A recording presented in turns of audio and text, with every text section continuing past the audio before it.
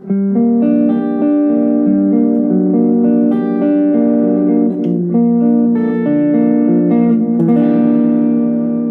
everyone, and welcome back to another episode of Shred and Soul. I'm Shred, a.k.a. Kevin Wood. And I'm Soul, a.k.a. Wind Hughes. Today, we're wanting to just have some fun. You know, the world is so serious, and we talk a lot about so many serious things together. Not to increase your expectations, though. You want them to have low expectations? No, just a quick joke. Continue. Okay. See, we're in a funny mood today. And we just wanted to laugh and talk about stuff. And one of the things that prompted what we're going to talk about today is I have been following this amazing woman. Her name is One Funny Lisa Marie. I believe her name's Lisa Marie Riley. And she's funny. She's so funny. She's on Facebook, Instagram, TikTok. And she is a girl. She could be your niece. She could be my niece. She could be me a long time ago. Not quite, but she could be everyone I grew up with. But she's from Brooklyn, Italian.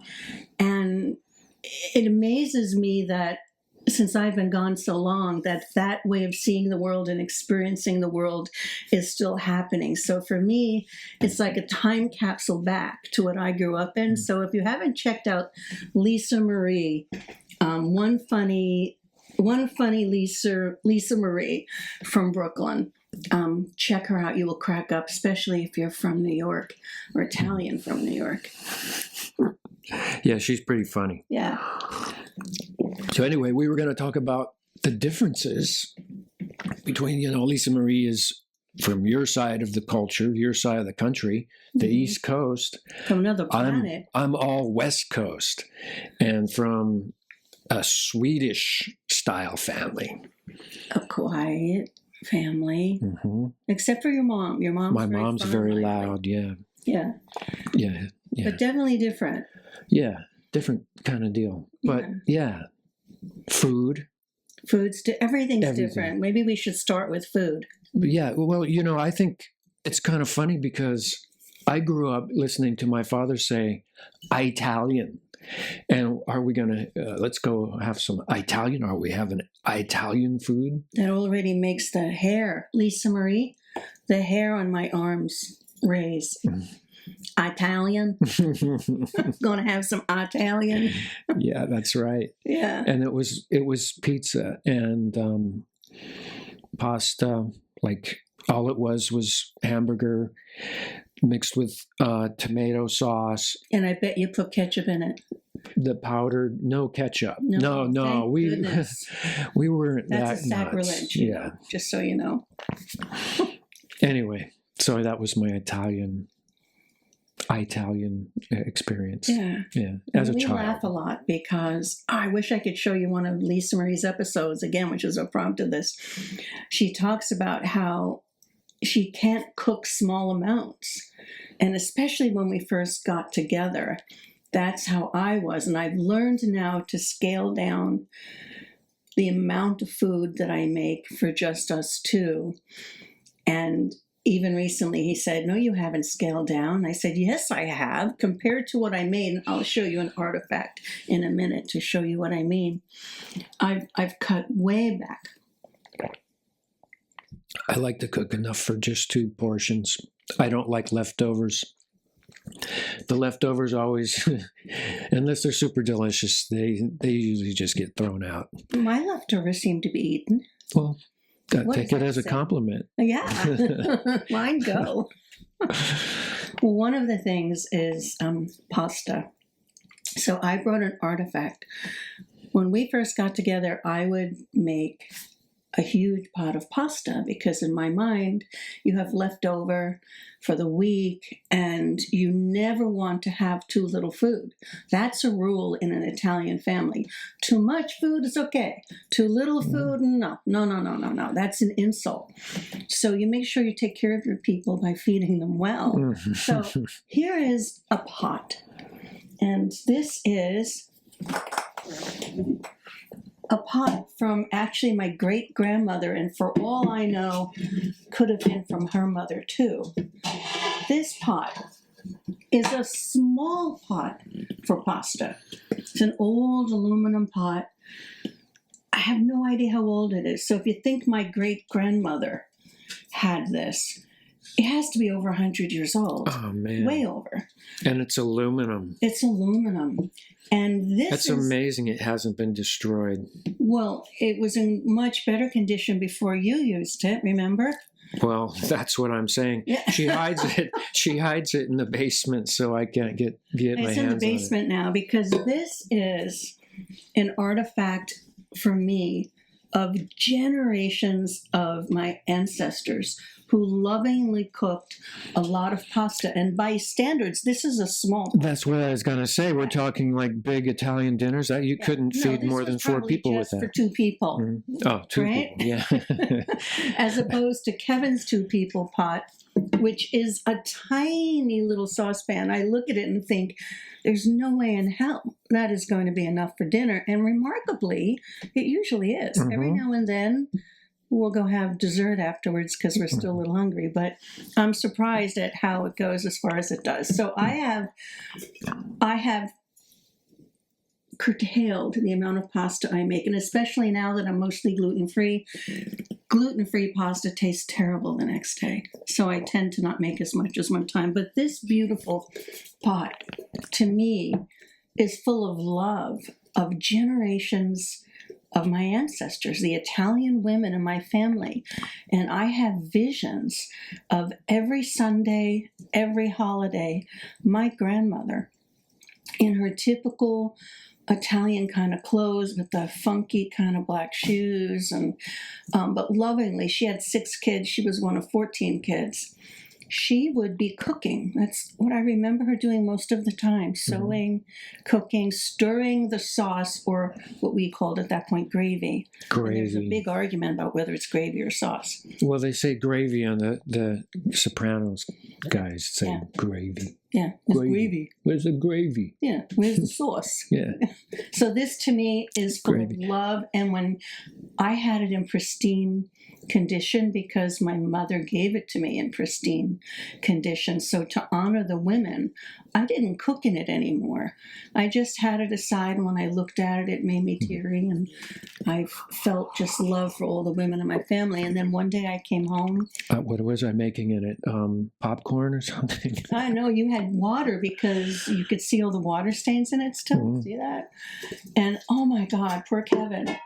He did not understand why I was so upset that he dared cook in this, relic and let the water sit in it, which stained it. And I have never been able to get the stains out. So I hid it in the basement where it sits now. So food was a big deal for us growing up. A huge deal. We had huge feasts every Sunday at my grandmother's. Every Sunday, the kids and the grandkids and the friends and the neighbors came, and it was very much Italian style, and there was so much food you couldn't imagine. Do you have an equivalent? No. Holidays, of course, would be times when we'd go over to the grandparents' house if we lived close enough, and I remember sitting amongst my ancestors. They were, in the living room, and there was a ring of chairs around the entire perimeter of the room, and everybody was sitting and nobody was saying a word until somebody broke the ice, and they asked me if I'd gone fishing recently. Say, hey, we gone fishing? Got you anything? And I remember the replies as being, yeah, but no, nothing big. And then? Nothing. Silence. Now describe what it's like when we go home to my family. For the uninitiated, you think, oh my God, they're going to kill each other. they're angry at each other. They're really going to have some, you thought that psychological damage. Yeah. Yeah. But this last time we went, wasn't it different for you? Yeah. Well, I had the phones on in the other room. Because we were so loud, lots of wine. Not everyone, though, just some of us, a lot of wine and laughing to the point where, as we would say in Brooklyn, we were going to pee our pants. We're peeing our pants. and just nonstop belly laughing, bent over, and fun. And everyone talks. Everyone talks a lot about everything. It's fun. It's a lot of fun. I really appreciate that. Well, it is a lot of fun, and it's just when you get loud, I think it makes. We don't ever get loud. We get passionate, yeah. Passionate and laughter. Not that I've never heard loud people before. My mom, even though she's all Swede, she definitely can get loud, and when she was younger and when I was a kid in the house, the yelling was due mostly to frustration. I think it wasn't like loud, happy banter. I think many mothers get to that point. Yeah. But yeah, we have a lot of fun. It was loud. It was loud when we were growing up. People cussing and yelling and where's the food and get me this and chasing each other and just songs and music, instruments out and fun times. And what was your equivalent of, say, the meals? We got together and we had antipasta, which would be meats, cheeses. We call them cold cuts there. Mm-hmm. Salamis, prosciutto. Yeah, we'd have cheese and sliced cold cuts and little pieces of white bread with mayonnaise, little tiny sandwiches, like deviled ham sandwiches and that kind of stuff. Yeah, for appetizers, and those little gherkin pickles. Yeah, we had olives and provolone and mozzarella, cheeses like that. And then we'd have maybe salad, green salad, sometimes not, but green salads. And then we would come with enormous trays of ravioli or rigatoni or lasagna, and mostly all homemade pastas, but if not, good pastas from the Salamere up the corner. And we had huge trays of this food. What would your equivalent first course be? Well, it was more like a eat everything at once kind of thing.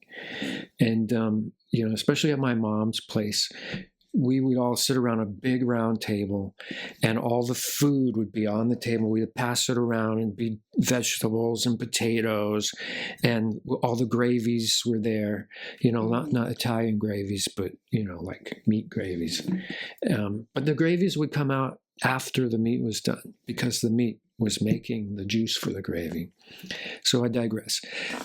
In the kitchen, my grandfather would be cutting the meat because he was a butcher, and then my aunt would bring the tray of meat out, and we'd pass it around the table and pick the pieces that we wanted. And it was usually a very fine cut of roast beef. Is this what you had just on a Sunday hanging out together, or is this a holiday meal? It was like a holiday meal. Okay. We ate like this all the time. Well, there's a big difference. There's a big difference. Now at my house, my mom did cook though. She cooked, and she put out at least enough for 5 of us: a meat, a vegetable, a starch, and sometimes we had salad, sometimes we didn't. Salads were usually something that was extra for maybe company or something. Yeah. It's the typical, I think, sort of, we'd call it either wasp or, Swedish or kind of meat potatoes thing. And we had something very different. And we ate like this, not when I was growing up. My mom was a single mom, so she didn't cook like this all the time. But our culture and our family ate like this, whether it was meat, because we followed that tray of pasta. And then we had meat, which would be like sausage and meatballs or roast beefs or whatever else it was, and sometimes a vegetable with that, and then the desserts that we would have. And I just have an example. This is how important food is in the Italian world. This is gold. This is a pignoli cookie. And I grew up with these. Very delicious, and these days very expensive cookies. She was overjoyed when I bought her a box of these from Gold Belly. I've never seen anybody so happy in my I life. cried. I think it was the Yeah. best gift he'd ever given me because I was telling him about these cookies and how much I love them and miss them. You can't get them anywhere. And we discovered Gold Bellies then. They are Right. delicious, yeah. And at least once or twice a year, I'm going to indulge too. Almond paste, flour, and cannolis on them. Just the best. Once or twice a year, we import these from Gold Bellies. Maybe tell them why, Chu, about Gold Bellies. Well, we're not endorsed by Gold Bellies at all, but we'll endorse them. Anyway, yeah, you can order food from New York from them, like all over the country, actually. I think specialized food from, delis that have awesome products, All different bagels, cultures. cookies, all different cultures, yeah. Desserts, Can even ship pizza. pizzas, yeah. Knishes. Knish, we do that. We buy knish. Jewish delicacy knish. If you haven't had knishes, potato knishes. Square ones. See, growing up, though, I didn't have real Italian eating experiences. Certainly did not have anything like a knish. That word alone would make me think, oh my God, that's got to be awful. I'm a fusion cook now. I cook a lot, and I've been cooking. I started my cooking career in restaurants when I was a teenager, and so I've always managed to be able to cook, and and find out about various right ways to do it. So I'm a good cook now, but I'm a fusion cook in that I'll take Italian and mix it with some Californian, maybe change the heaviness of the sauce, or gnocchi. You've become a gnocchi I can master. make gnocchi from scratch. It's not that hard, though. It's delicious. Well, hit and miss. I remember one time I didn't salt it right, but anyway, so back when we were kids, we definitely did have different avenues of experience with food and gatherings. Yeah. What if we jump into now some of the other things we talk about that are different? I grew up in New York City, in Brooklyn, and you grew up as a kid. Mostly all over, but military bases. But I ended up living in Seattle, or the Seattle area, for most of my life, up until a certain point. But when you were a kid playing with your friends? Oh, well, yeah, it was lots of sports, playing football out in the fields, and using BB guns, and riding motorcycles, mini bikes, lots of outdoor activities in wilderness areas. I think that was probably the main difference. Because I would imagine, even kids in the cities, play with BB guns. No. Oh my goodness, no. I would take a popsicle and put a stone on it and flick it at someone. But no, we certainly didn't have weapons other than carving sticks if we did it, or a slingshot here or there. But no, our play, that's strange to even imagine in New York, Brooklyn, having BB gun. Now, maybe there are other people who had BB guns, and I didn't know about it, but I never saw a kid with a BB gun. We did things like stoop games, because we had stoops. We didn't have yards to play in. It was all cement and stoops, and we'd play stickball in the street. We played in the street because the sidewalks are pretty narrow. We played sometimes on the sidewalks, but we played in the street. We do Skilsies, which was a game we played, filling bottle caps with wax and then using them like pucks that we'd flick around into different numbers on a course. We played, we roller skated. We roller skated a lot on the sidewalk and in the street. We rode bikes, but that was from one corner to maybe halfway down the block. Maybe that's all we could do because you're in the city. We didn't get to wander off. What else did we do? Stickball, handball against the stoop ball. Things like that. And when you talk about doing things as a kid, it's very different. Oh, yeah. We played Army when I was a little kid. we would put on helmets and military garb and go out and reenact combat. And actually, we would have combat with the kids and other kids in the neighborhood. We formed little armies. And when I lived in Germany, we actually fought the German kids out in the fields. Mock war. With a mock war. We were throwing rocks, though. And it was just crazy because we'd be up on the hills and they'd be charging across the field with their flags, and we just, ward them off with a volley of rocks. We played war sometimes, or cowboys and Indians, or pirates. We played pirates a lot, but in our stoop area, or the span of maybe a few apartment buildings, like just the immediate area. We certainly didn't go on. Well, I'm not trying to glamorize throwing rocks at each other, but you had rocks to throw. I got in a lot of trouble for doing that. Actually, my father made us promise we wouldn't throw rocks ever again. And did you? Yeah, there was a piece of glass that was being discarded out by the garbage, and it was just too tempting. And you threw it? I just started throwing rocks at it, smashed it into a million pieces, and then lied about it. Kids are kids, right? Yeah. We played war, we played crazy games. I think what was different was just the location, the amount of freedom to move. We were in a more confined space.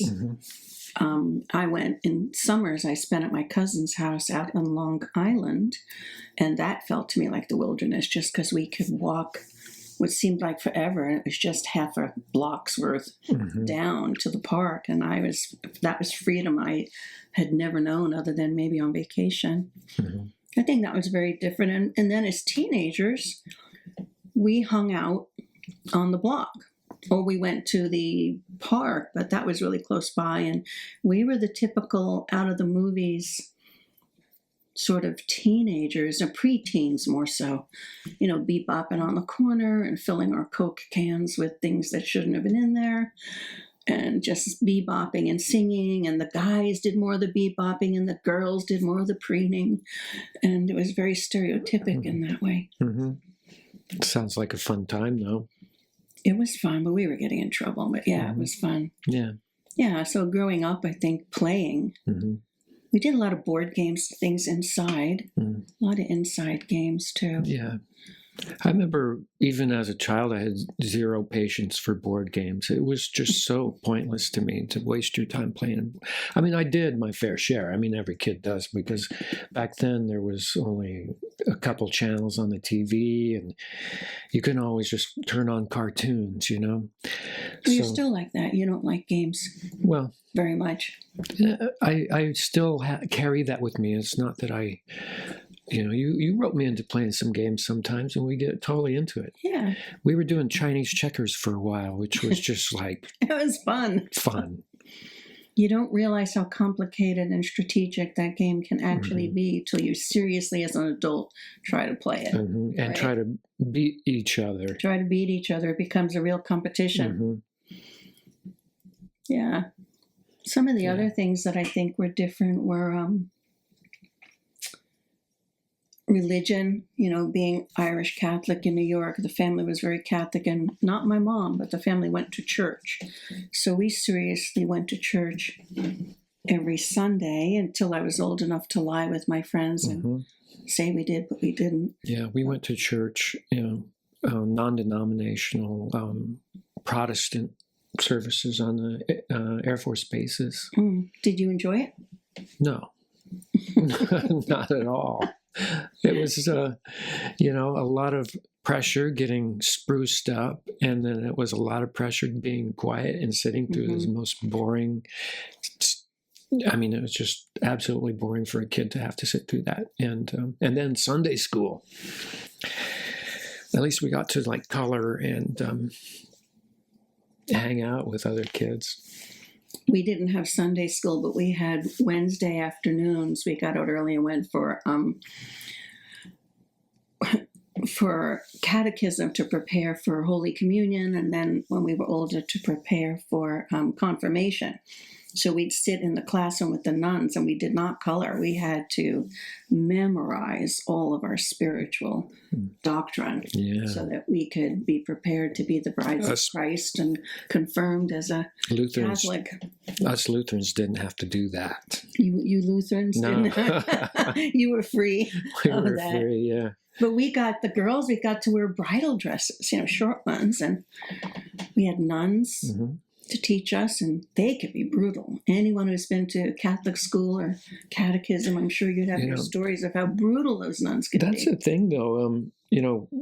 For me growing up, hearing about this kind of stuff, Catholic rituals and Catholic ways of doing things was like exotic and almost frightening, because what else are those Catholics doing over there? They've got to be up to something weird. Well, it had a mystique because the nuns were in the old-fashioned traditional habits. Their long robes and the habits that were long, and all of us young girls wanted to be nuns when we were kids. We wanted to be just like Mother Marie or Mother Gabriel, and Mother Gabriel was the meanest one. She was an old Irish one, and she was hard on us, but we all loved that. And the rituals of the Mass were amazing.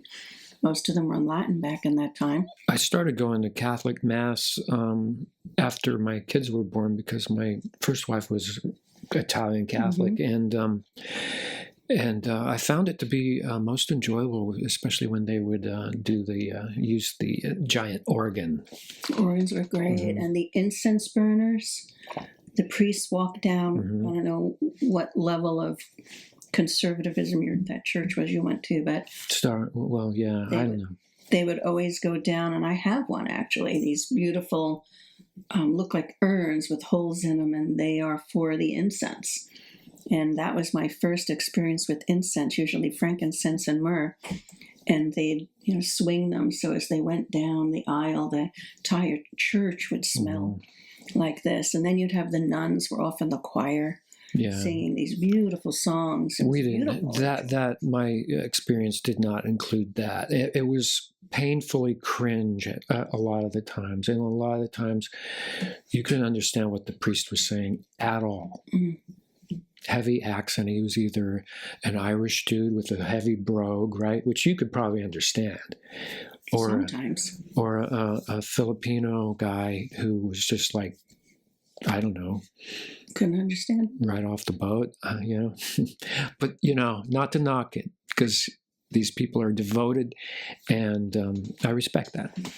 Well, as I got older and began my spiritual journey, I was able to circle back and really value and appreciate the rituals of the Catholic Church that were just majestic. And now that most churches, whether they're Protestant, Christian, Catholics, they have more contemporary style services, which aren't nearly as interesting. I'd be into going and seeing or attending a Latin Mass. I think that'd be a lot of fun. Remember we tried to find one when we were down in Petaluma? Yeah. They said there was one nearby, but only one day a month they had the Latin Mass.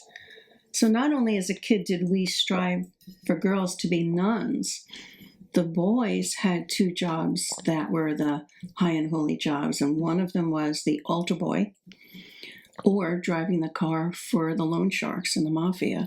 So we grew up with the mafia being very much a part of our reality. And at some moments it was closer than others, whether it was a friend whose family was in the mafia, or someone suddenly was shot on your corner, or the great goods at great prices that would show up in the van on the street, and everyone would go out, especially if it was late summer, early September when school started, because you'd get great deals on school clothes for the kids, and these were all stolen goods. But, that was part of my world, was just the mafia influence, whether it was theft or a friend who had a store. The basement was always loaded with boxes, and I know it was stolen alcohol because they owned a liquor store. And everywhere you went, it was just normalized. You didn't even think of it that way. My grandparents' neighbor was one of the high mafia families, because my grandparents had a beautiful home in Brooklyn in a very mafia the high-end mafia could afford homes there. Yeah, that was very much. So you were going to be an altar boy, drive for the loan sharks, or a nun. When I was probably 12, I got hooked on syndicated episodes of The Untouchables, Elliot Ness. Of course, there's a Chicago gang stuff, and it's so similar. That was my exposure to mafia. It was on television? Of course. So you didn't get the deals like we got? No. We had the commissary. That's a different kind of mafia. Yeah, I guess so. Yeah. We did have the right? The deals. Tax-free shopping at the base. Yeah, definitely the mafia. And it's interesting as you get older and look back on things that you weren't even aware were what they were, such as the mafia influence on our culture in the stores and working in a store. You know, I remember working in a boutique and the mafia coming and really pressuring the owner for a variety of things, or threatening to smash the windows if they didn't do this and that. And one day they actually did, because Cy Shapiro didn't close Copycat Boutique on Italian American Day. And they said if he didn't close it on 86th Street in Brooklyn, you know, with the L, the train L, just like in the movies, that's where it was. And he didn't close it. Came back in the morning, his windows were gone. But you're not worried about telling everybody on the planet this, though, right? Why? They're all gone, right? At my age, they're all gone. I didn't do it. Well, I don't know. I hear about these grudges, you know. I didn't. Wasn't me. I didn't do it. Well, yeah, it was a huge thing, and you know, we took trains everywhere as a kid. Remember, we went to Coney Island. I should find some pictures of that. We can post a picture of us at Nathan's. That's right. In Coney Island on one of our trips. That's what we did as kids. We were little kids. We would get on the train without my mom and take the train down to Coney Island and go to the beach or go on the rides and eat at Nathan's. Back when I actually ate hot dogs, they were so good. We ate Nathan's hot dogs and French fries. I mean, and we did this all by ourselves. We got on the train, went down there, hung out in these massive, crazy crowds for the day, and then came home on the train before dark. That would never happen now. I would never let my kid do that. It's a different time. I know. We used to go take the ferry by ourselves across to Seattle and just mosey around the city, you know, as kids. Well, not real young kids, but young enough. I mean, we would shock the people by you know, smoking cigarettes out on the sidewalk. On the ferry? Or waiting for the ferry? No, downtown Seattle. I think that's a city thing, right? When you were living in the city then, you do things like that. You go downtown. Yeah. Well, it was a ferry ride to downtown from Bainbridge Island. And,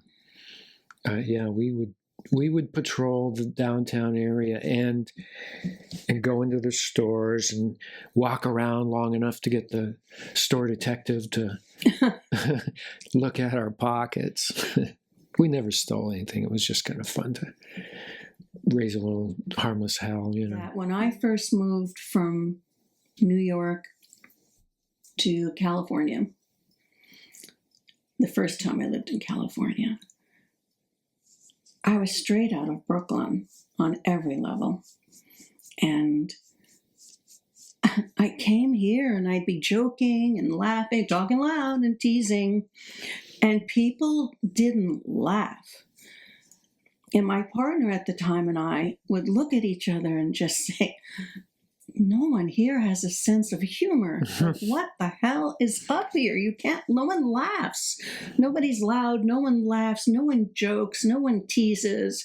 And that's how we felt, that everyone, I mean, we'd say everyone is just so appropriate and so polite. I think that you're kind of more of a West Coast personality now than you must have been back then. Morphed. Well, and also I'm with you. Well, so, I mean, how many times I make a joke and I'm joking, you look at me. Like I do that all the time, too. I'm joking. I'll say something completely off color and she'll take me seriously. We have very different senses of humor. Yeah. And I think that's a cultural thing. Very, very different. Dry, dark humor versus wacky and completely out there. How would you describe it? Ours is kind of just sarcastic. I think it has a quick wit.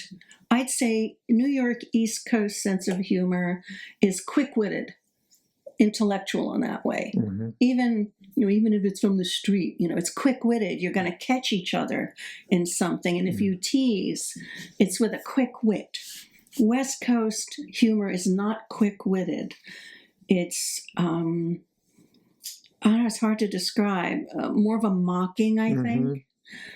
It's not quick-witted. It's not fast. Just like New Yorkers talk fast. Lots of mocking. You think fast. Yeah. You think it's mocking? How would you describe it? Yeah, I think that's a good way. I've never really thought about it too much. I've just noticed differences in tone and the speed at which people would speak.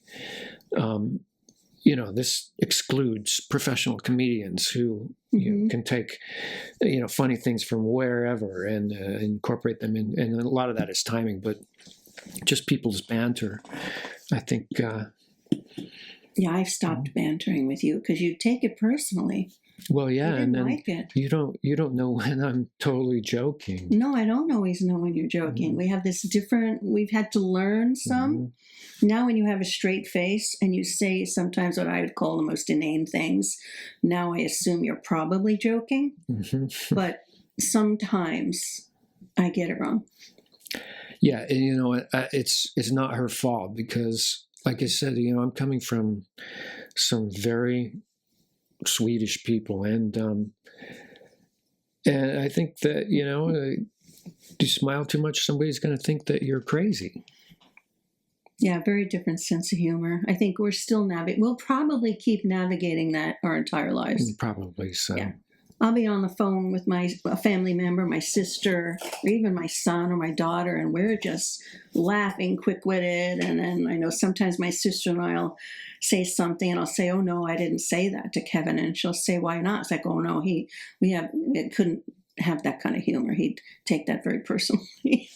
Like what though? Oh, I can't think off the cuff. Or like in the East Coast, you might, this isn't an example, but you take liberty, like you might, in the same way physically, when you're annoyed with, I'm going to do this, I would not do this too normally, okay? So, you knock each other side the head like that.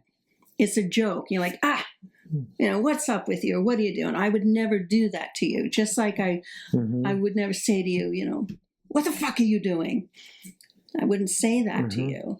But even if I was joking, I wouldn't do the same to her. I know, but I would do it to everyone else in my family. What the fuck are you doing? What are you talking about? Yeah. Or even saying that. What are you talking about in that way? With that kind of, and I would never do that with you because I wouldn't want to hurt your feelings because you don't always know. And I think that's one of the things when you're in a relationship, that there's that fine line between being who we are and also having an understanding of how our behavior lands on someone else. And I think I'm very different than when I lived in New York, not only because of us, because I was here a lot longer, prior to us getting married.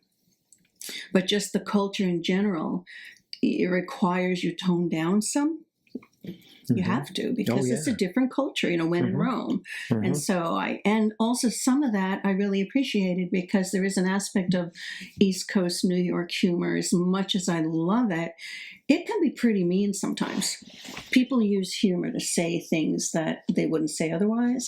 So I liked being able to tone that down in myself. And at the same time, though, I find a lot of people kind of boring. They just don't laugh enough.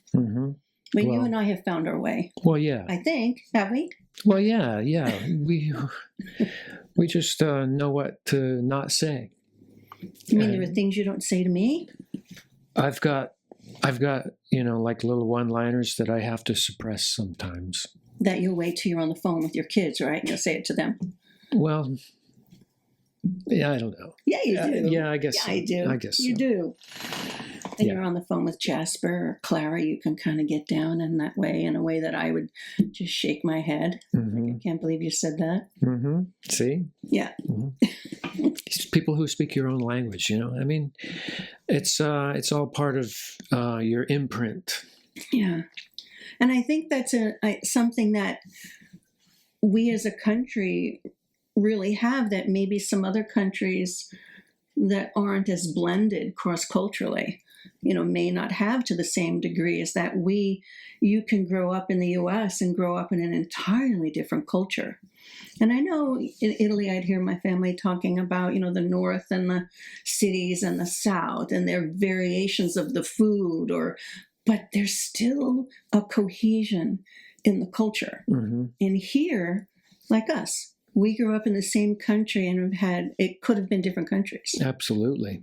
And I think a lot of people in this country experience that. And I know clients often will talk about their differences about communication styles and culture, and have to find a way to negotiate who they are together without offending each other, and also without diminishing who they are in the process. Mm-hmm. Yeah. It's a challenge, not just for people who are married, but for anybody who comes into contact with one of these. Yeah, one of these. And Exactly. and that's another thing. In New York, everyone enjoys and appreciates the race, culture, religious differences, and we make fun of each other and laugh. There isn't that hard edge of having to be politically so appropriate. Maybe it's different there now, but as it was. And I really appreciate having humor about differences and being able to, I loved growing up in cross-cultural neighborhoods and learning about people and having tolerance in the sense of understanding of different foods. And, gefilte fish. When the first time I ever saw gefilte fish, it's like gefilte fish. Oh my God. Yeah, it's what is horrible. It's herring in this sauce. And it's, but for Swedes, it's the lutefisk, which is the most disgusting thing that you could eat. Or maybe Norwegians. I don't know. I never ate any of it. I just come from Swedish blood, and I have no identification with that culture at all. Right? Paulsbo. I remember working at the nursing home. That was a big deal on certain holidays. The lutfa, is that how you say lutefisk. It? Lutefisk. And then lefska, which is the dessert. It's like real thin waffles. It's actually pretty delicious. It couldn't possibly be as good as these pinoli cookies. I think you're probably right. Let's see, what are our last minute tie in this one? I don't know. I think we're probably going to have to pick this up again. We have so many other things that we can talk about. Oh, and we want to just let you know that we're going to have some special guests on maybe next week or in a few weeks, depends on their availability. Some A-listers. And that's Rigatoni and a Pastina. They're going to come on. Yeah, Rigatoni and Pastina. They're going to fly in. They're flying in and they're staying for a weekend. So. Yeah. So we'll introduce you to them sometime in the near future. Actually, let them take our place. Yeah, maybe they can just do a segment in an episode. And I don't know if they'd want to do an entire episode, but at least maybe a portion of it. Depends on how much steam they have. Okay, we'll have to ask them. Then wanted to let you know that we are now on X, formerly Twitter. It is Wind and Kevin at Shred and Soul. So check us out there, and that's where we'll be posting some more intimate photos or stories or just things about our personal lives that we might not necessarily share here just because of time or content. So, check us out at Twitter now. We want to reach out to people on X, and what do? You follow us. Follow us. Yeah. What do you do? What do you do? I'm just, that would be a thing. What do you do? What do you mean? What do you do? Yeah. What's the matter with you? I don't know. But anyway, so follow us, and people have been ordering T-shirts. We have some more. We very limited supplies. For the regular guys T-shirts, we have larges and I think some mediums. For women's tanks, we have some small, medium, and larges left. They run a little small, But yeah, hit us up, and we've been sending out CDs. Most people want them signed, so thank you for responding to that. That's great. Yeah, absolutely. And thanks for your support, and hit subscribe and comment, like, please. and follow, and all of that. And let us know what topics or things you enjoy. I know some people like the music, which we'll keep doing. yeah, Some people like the paranormal, esoteric stuff. Some people like the banter. Everyone likes something different. But let us know what you would like more of, so that we can be responsive to you, because we're here hanging out together. yeah. All right. Looking forward to hearing back from you. Yeah. So catch us next Tuesday for the next episode, and we'll see you later.